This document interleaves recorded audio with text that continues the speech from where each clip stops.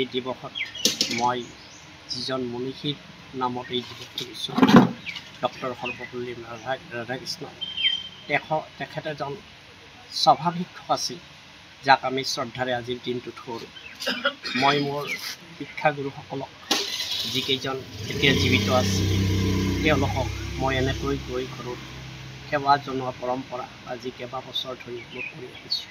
মই ভাবোঁ ইয়াৰ জৰিয়তে মই নিজকে এটা যথেষ্ট শান্তি পাওঁ, নিজৰ মনতে এটা যথেষ্ট আনন্দ অনুভৱ কৰোঁ, যাৰ কাৰণে আজি আমি জ্ঞানৰ চক্ষু পালোঁ।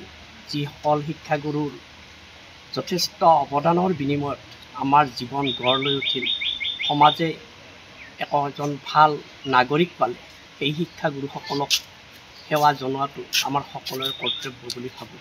আৰু সেইকাৰণে মই প্ৰতি বছৰে এনেধৰণে শিক্ষাগুৰুৰ ওচৰলৈ আহোঁ আৰু তেওঁলোকৰ পৰা যিটো মৰম আজিও পাওঁ, এই মৰমে মোক যথেষ্ট উৎসাহিত কৰে, আনন্দিত কৰে। আৰু আপোনালোকে দেখিছে এনেধৰণৰ যিখিনি মানুহ ইয়াত আহে সকলোৱে শিক্ষকসকলক শ্ৰদ্ধা বা ভক্তি বা শিক্ষকসকললৈ কি অৱদান সমাজে আগবঢ়াব পাৰে বা কৰিছে সেইখিনি পৰ্যালোচনা কৰে, পৰ্যবেক্ষণ কৰে আৰু এইটো নতুন প্ৰজন্মৰ কাৰণে এটা আদৰ্শ হ'ব বুলি মই বিশ্বাস ৰাখি মই প্ৰতি বছৰে এই দিৱসটো উদযাপন কৰি আহিছোঁ। এই পবিত্ৰ দিনত মানে শিক্ষক দিৱস সৰ্বপল্লী ৰাধাকৃষ্ণনৰ নামত এই দিৱসটো উৎসৰ্গিত হৈছে। ৰাধাকৃষ্ণন বিশ্বৰে বিখ্যাত দাৰ্শনিক আৰু ভাৰতৰ ৰাষ্ট্ৰপতি পদ অলংকৃত কৰিছে।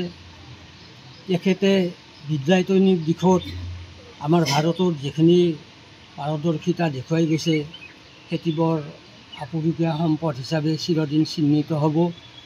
আচলতে তেখেতে নিজে কৈছিল যে ৰাষ্ট্ৰপতি এজন হোৱাটো সহজ নহয়, কিন্তু তাতকৈ এজন ভাল শিক্ষক হোৱাটো যথেষ্ট দুৰূহ কাম আৰু সেইটো সাৰ্থক কৰিছিলে তেওঁৰ জীৱনত। গতিকে এনেকুৱা এজন পবিত্ৰ বা গণ্যমান্য ব্যক্তিৰ জীৱনত, ৰাজনীতিকৰ জীৱনত তেওঁৰ দিনটো এনেকৈ শিক্ষক দিৱসৰ নামত উৎসৰ্গিত হোৱাৰ কাৰণে আমি শিক্ষক সমাজে যথেষ্ট আনন্দিত। আজি এই পবিত্ৰ ক্ষণত মোৰ বৃহৎ সমাজৰ মাজত মোৰ অতিকৈ প্ৰিয় মৰমৰ ছাত্ৰ, বৰ্তমান বজালী উচ্চতৰ মাধ্যমিক বিদ্যালয়ৰ ভাৰপ্ৰাপ্ত অধ্যক্ষ, যথেষ্ট চকা বুদ্ধিৰ ল'ৰা ৰঞ্জন চক্ৰৱৰ্তী আহি যিখিনি আজি শিক্ষকতাৰ দিনত আজি এই দিৱসত যিখিনি সন্মান যাচিলে তাৰ কাৰণে মই নথৈ আনন্দিত। আৰু মোৰ ফালৰ পৰা তেখেতলৈ মোৰ হিয়া ভৰা আশীৰ্বাদ আগবঢ়াইছোঁ। তেখেতৰ দীৰ্ঘ জীৱন সুস্বাস্থ্য কামনা কৰি ভগৱানৰ ওচৰত প্ৰণিপাত জনাই মই মোৰ চমু ভাষণ ইমানতে শেষ কৰিছোঁ।